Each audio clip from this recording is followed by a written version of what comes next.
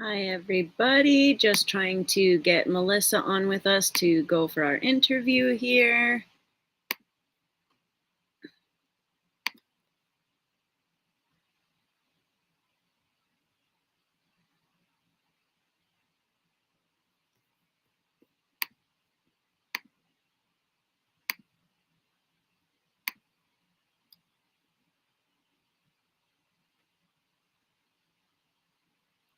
Okay. Let's see. So we send the link. Make sure it's working.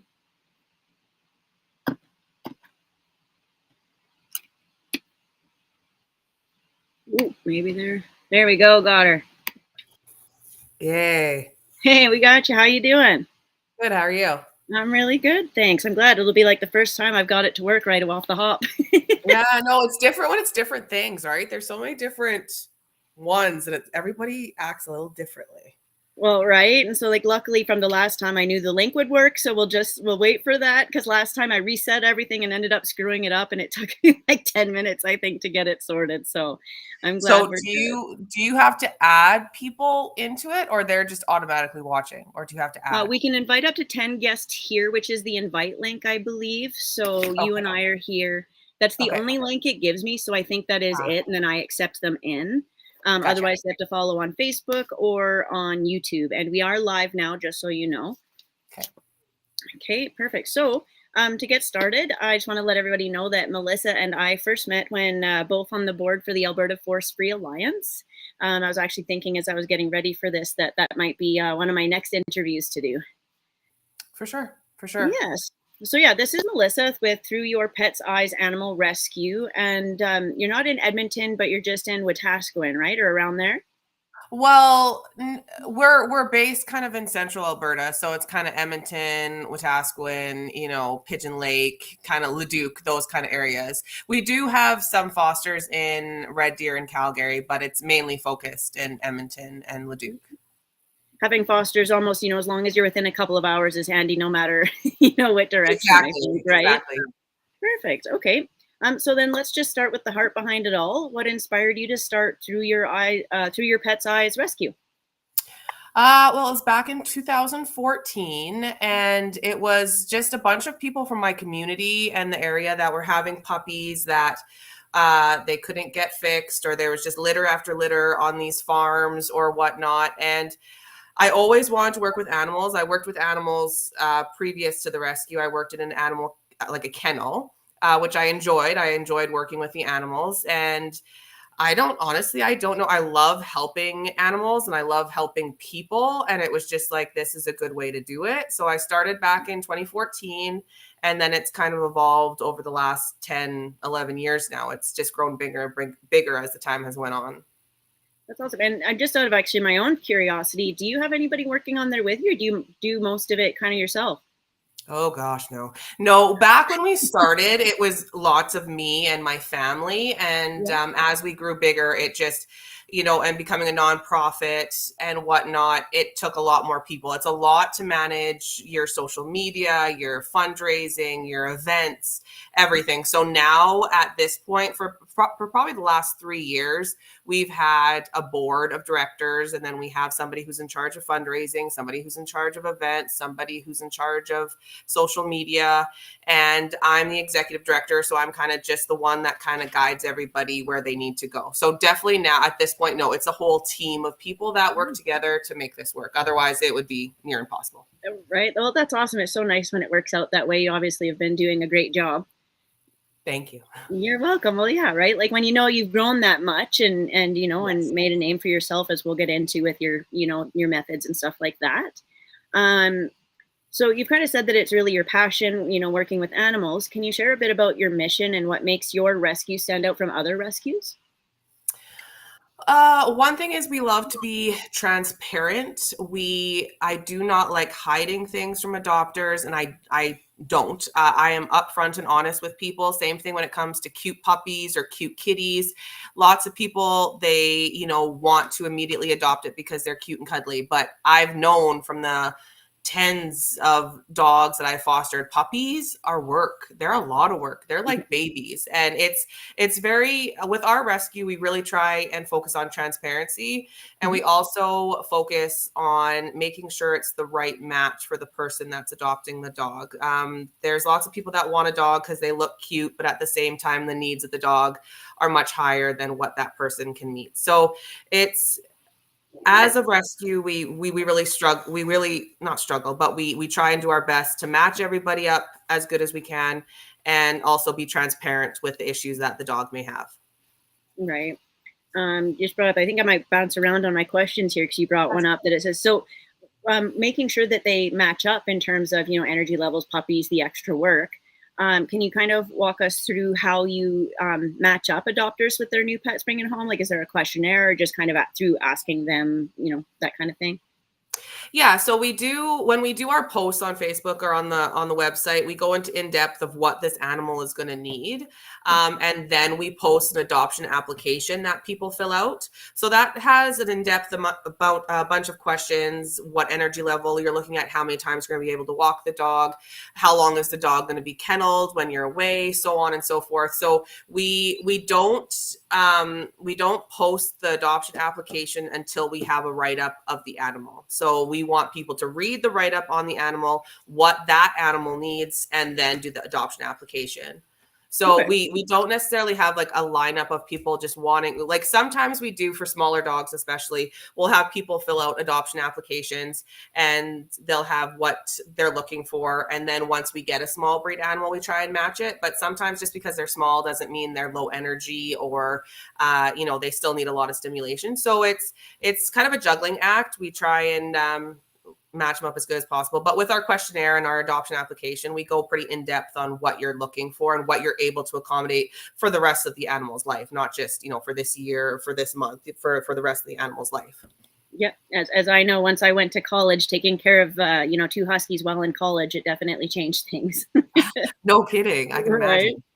So we were kind of mentioned there with the adoption process, you were kind of saying you have the questionnaires and stuff. Was there anything in there extra with your adoption process that wasn't touched on, kind of from start to finish? How does someone go about that? So after the adoption application comes in, then we have the board review them. And then we have certain members on the board that review applications. Sometimes we get mini applications for one animal, but there's only one dog, right? And that doesn't mean that they're all bad applications. It's just there's one dog.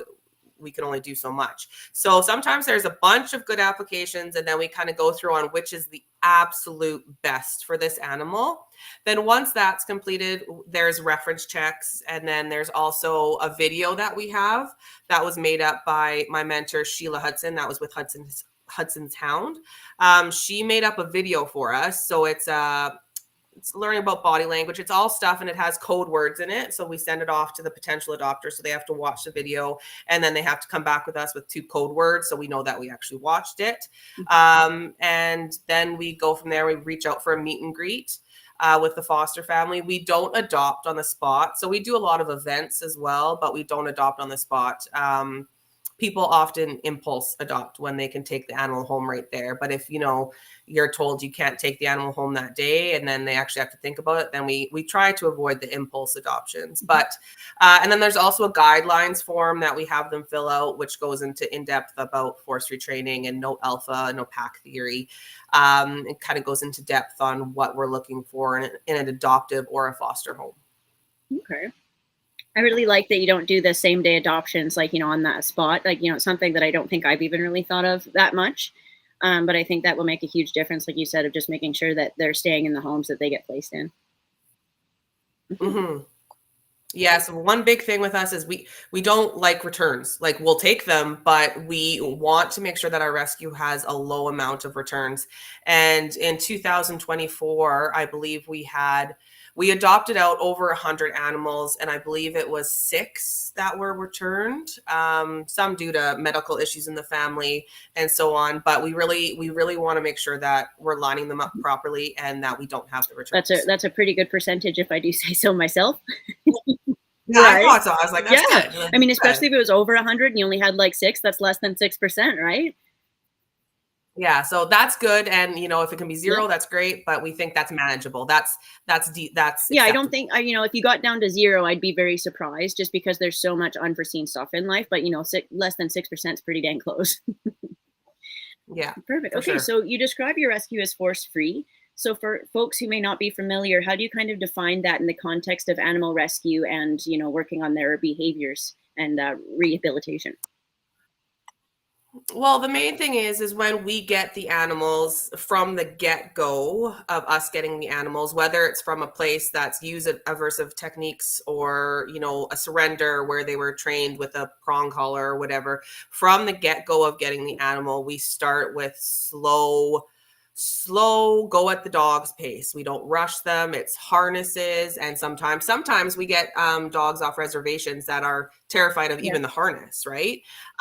Or they've been caught with like a slip lead, so that anything around their neck, they just freak out because that's how they were initially Mhm. caught.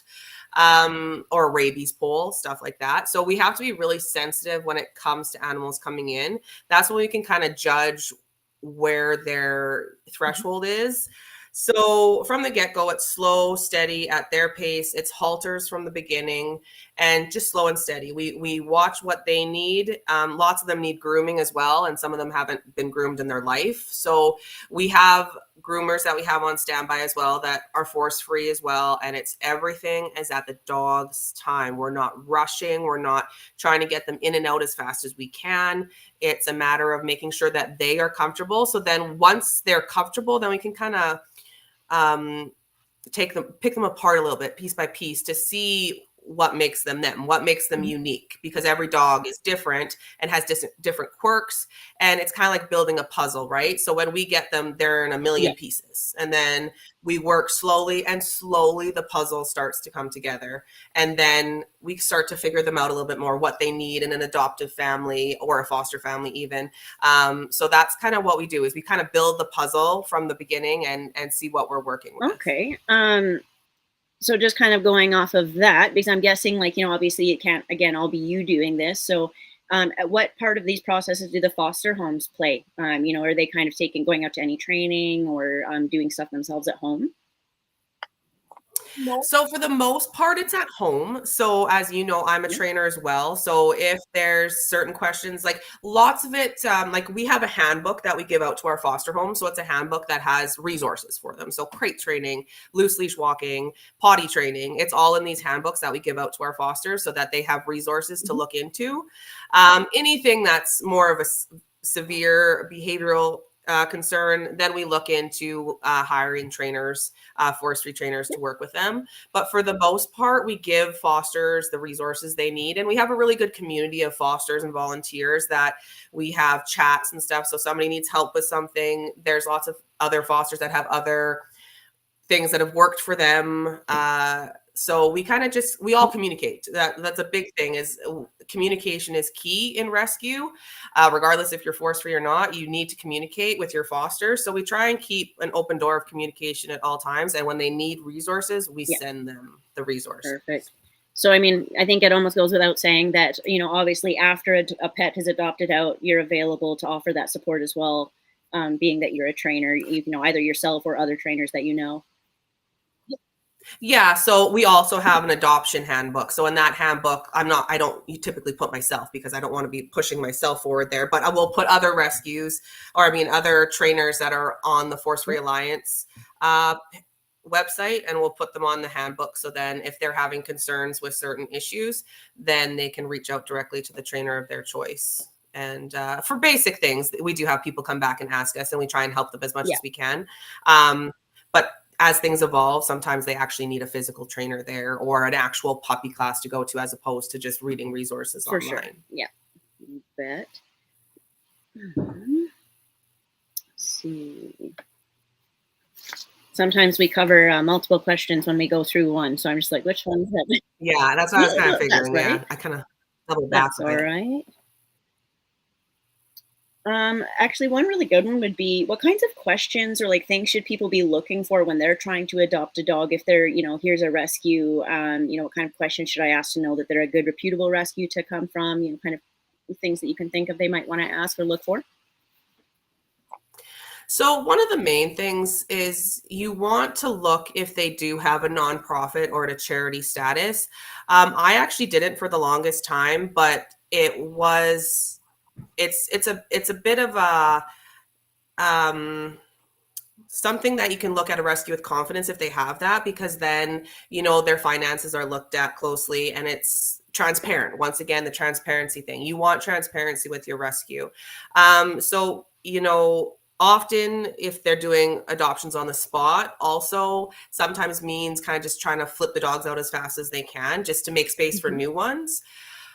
So we try, like, if you're looking for a rescue, I would avoid stuff like that. When we're asking, or when you have an adoption application that asks in-depth questions about what your family can provide for this animal, some people find it a drag and they don't want to do it. But honestly, we're just looking out for the betterment of that animal and the family. So we're not asking invasive questions to be a pain in the butt. We're asking it to make sure that it's a good fit. So a rescue that has a very good application process. Some rescues do home checks.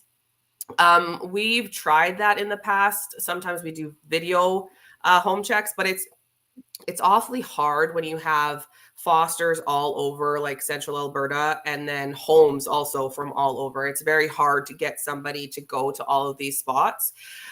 So we always have that on our questionnaire, like, are you willing to have a home check? And if you say no, then we probably won't adopt you. Like, we want to be able to go check out your place if that's what we feel we need to do. But yeah, with rescues, you wanna make sure they're looking into you. You want them to make sure it's a good spot for this animal. So that would be one thing. Another thing would be a big one is that the fixing of animals, that the animals are fixed. Some rescues do wait until the animals are 6 months or 8 months.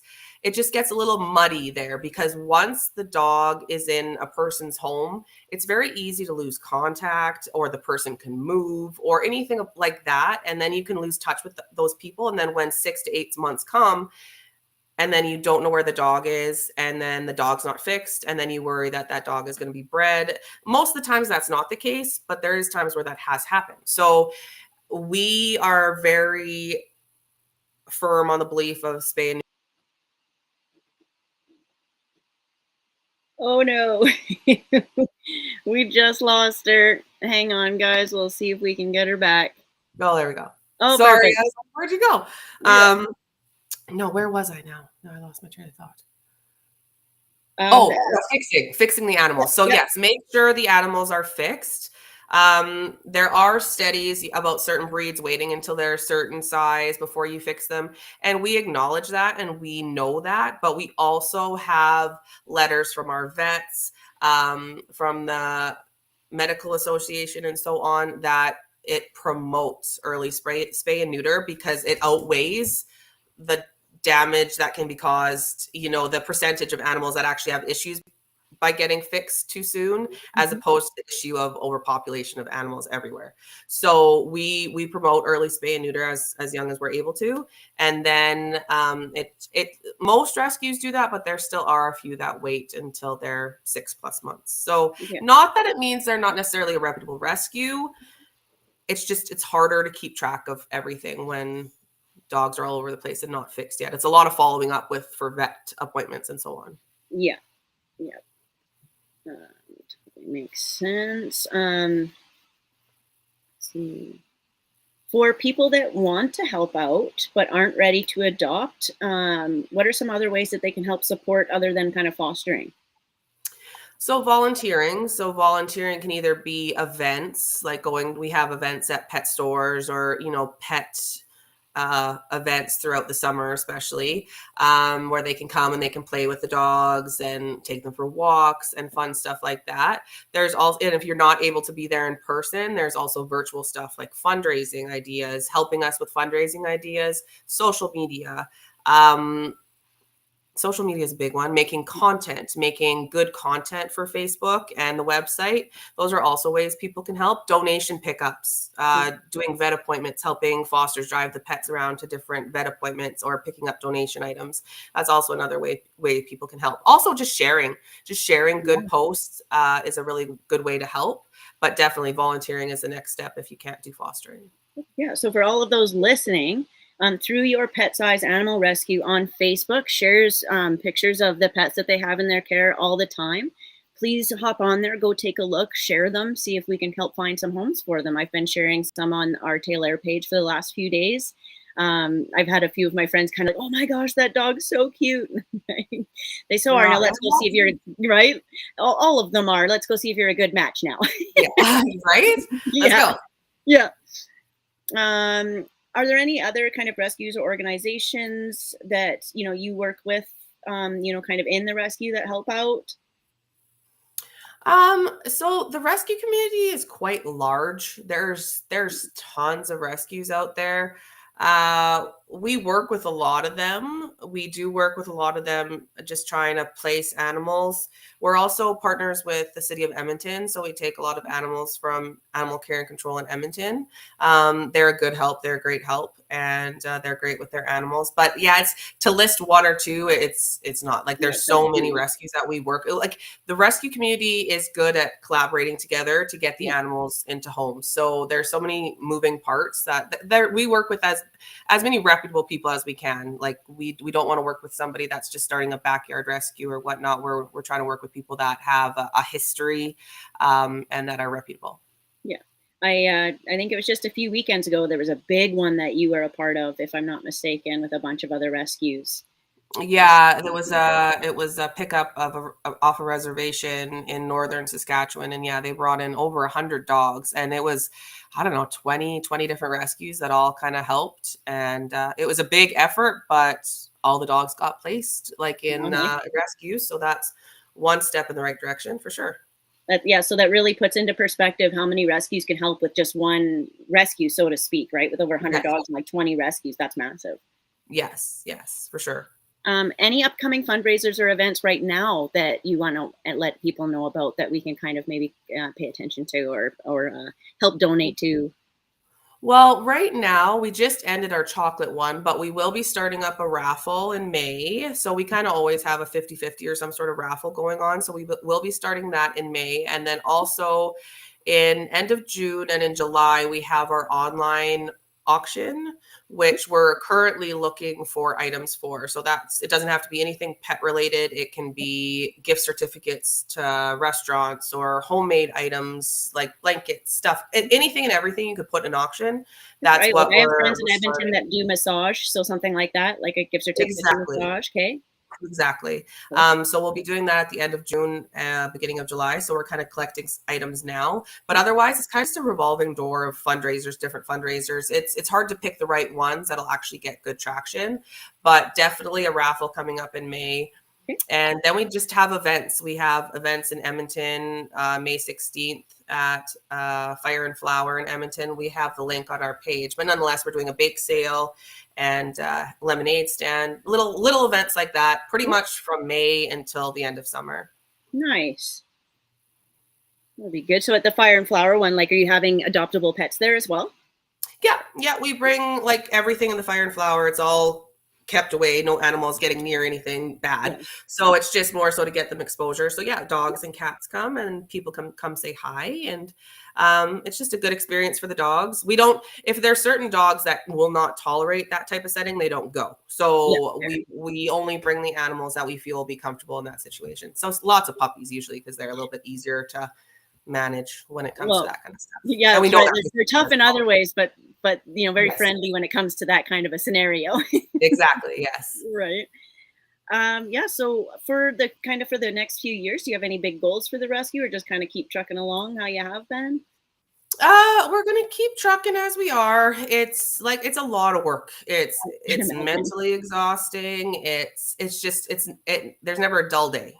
There's always something. There's never a day off. I believe in the next couple of years we'll probably look into going to charity status as we grow. So that's a goal. But otherwise, the main thing is and then trying to get regulations in place, not necessarily for rescues, because I think we're a long ways off of that, but regulations for trainers or regulations for people owning dogs, and maybe having a class before they get a puppy, before you get the license to get the puppy, maybe doing a puppy class first. Something needs to, start at the top, like the government area, and then work its way down, because right now there's too many puppies being bred. We can't keep up. And no rescue can keep up. The demand is every day. And like one dog has a litter of 8 puppies. That's 8 different families. We need to, it's overwhelming. So our kind of goal is trying to work with the government, trying to work with municipalities to lower the amount of animals that are being bred irresponsibly. That's kind of what we're trying to go on, is trying to slow things down a little bit. It's like one other thing I kind of wanted to add about, like, being bred responsibly too, is about, when we have even like COVID, with something where we're all being stuck inside and everyone's like, oh, great time to get a dog because I'm home all the time. And then not realizing that when you go back to work, you're going to now have behavioral issues from separation anxiety, or, as trainers, how many dogs we saw come back from that. And, just letting people know there's a time and a place to do this. And if you are going to get a dog, then make sure you're at least setting them up to know how to be alone. Yes, there's lots of dogs that we get that are kind of the 4 to 6 year age range, which kind of lies right in that COVID era, but we need somebody who works from home, because they're very hard to calm down. And like, it's a whole separation anxiety thing. That's a whole different ball game, and not everybody can handle it. It's not just something you're going to fix overnight. It takes a lot of time and patience. And we also don't want the people, thinking, oh, we'll just put them in the kennel and they'll cry and then eventually they'll be quiet. But that to us is not what we want. That's learned helplessness, right? That's not helping them get through it. It's they cry. And then they get so tired, they give up. We don't want them to give up. We want them to be okay, just to be in there. So it's a big process. So yeah, it's hard, but that's what I say when we have a dog that does have separation anxiety or does not like to be left alone for a long period of time. That's something that's put on the bio of the dog, is that needs somebody who works from home or that can take them with them most of the time, just because it's not for everybody. No, and again, for our listeners, separation anxiety is even like kind of a specialty where trainers are going and getting, certified just for separation anxiety. And, there's rules that, like, you cannot leave the dog alone at all, ever, unless you're training and actually working on it actively. So, it's not something that everybody has the, even that mental bandwidth to be able to always kind of be dealing with that. Right. For sure. Yeah. So I guess just one last question here for anyone out there that's dreaming of starting their own rescue, what advice would you give? Don't do it. Don't do that to me. Don't do it. That wasn't on the question list. What? No, I was like, I didn't plan for that one. No. If somebody is ever thinking of starting their own rescue, do it right, do it properly, do it with either have your fosters before you get the animals, not the other way around, or have a kennel facility. But if you're going to have a kennel facility, make sure you're able to stimulate the dogs and not just leave them in their kennel. You're not going to make money.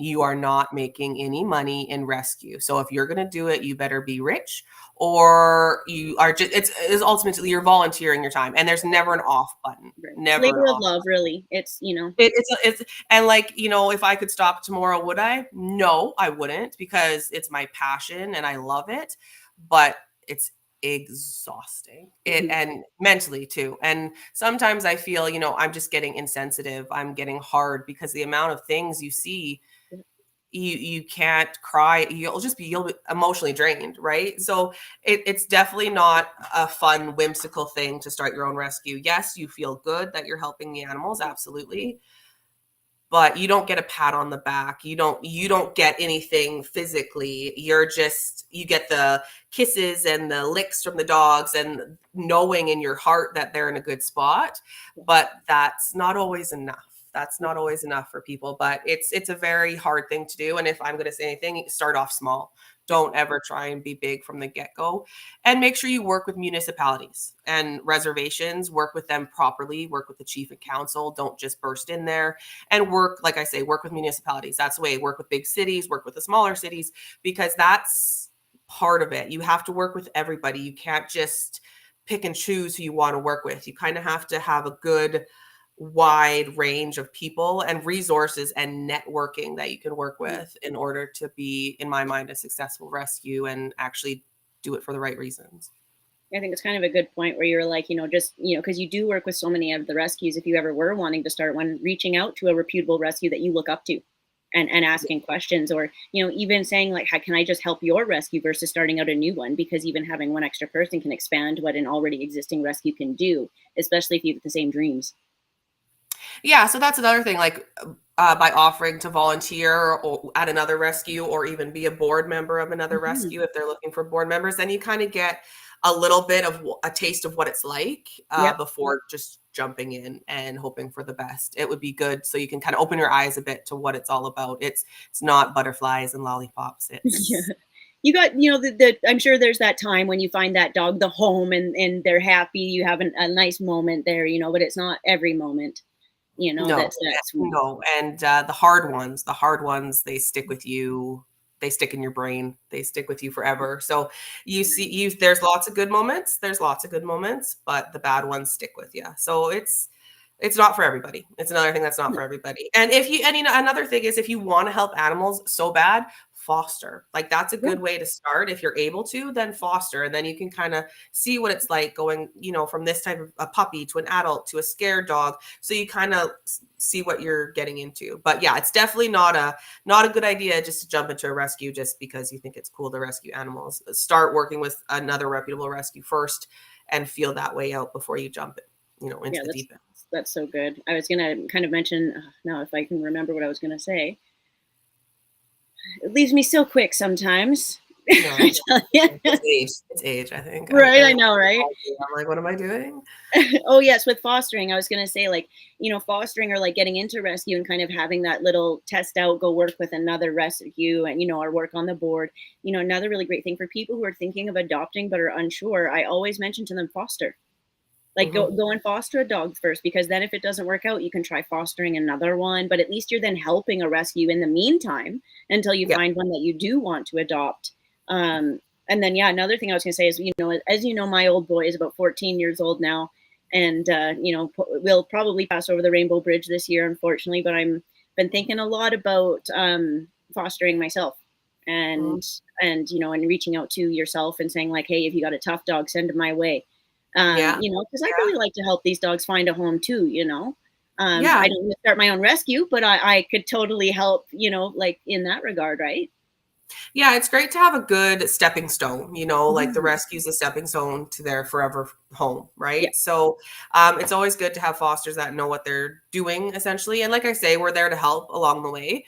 But you're a stepping stone. Essentially, a foster is a stepping stone. And if it's not the right fit for you to adopt, then like I say, you're helping that animal find their forever home. And that's just as rewarding as anything, just being that middle person. And then the fosters are the one that really get to know the animal, right? Like they give us a lot of help with the bios on them and stuff like that, because they know the animal, they live with the animal, they know the quirks, they know little things like that. So you can get really involved just by fostering. Yeah, perfect. So yeah, is there actually anything else that you kind of wanted to say that I missed about the rescue or your experiences? Not really. I could go into the whole like force-free talk, but it has nothing to do with rescue. So like I say, no, try your best to find a force-free rescue. There's not a lot of them out there. Unfortunately, a lot of them still use slip leads. And lots of people don't know what force-free is. Also, we have lots of people that'll put halties on their application or choke chains, stuff like that. They put that on their application.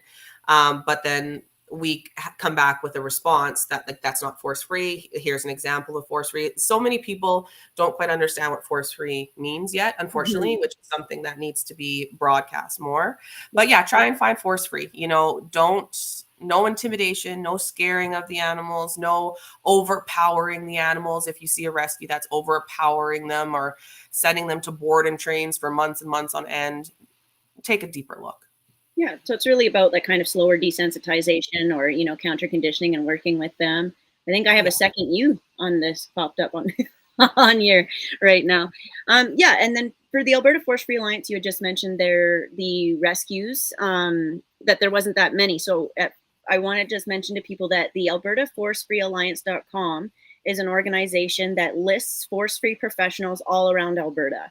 And, pardon me, including rescues, trainers, and I'm sure veterinarians and groomers, kind of like any pet professional that you'd want to find. Otherwise, you can find Through Your Pet's Eyes Animal Rescue on Facebook. They also have a website with animals listed. And yeah, definitely make sure you go and give them a follow. There's a cool raffle in May that Melissa let us know about. I'm sure we'll try and share that as well, so that we're keeping everybody update on what to do to help support the rescue there as well. Awesome. Well, thank you very much for this chat. And yeah, we'll be following your page too. There's always some good info on there, so it's good to see.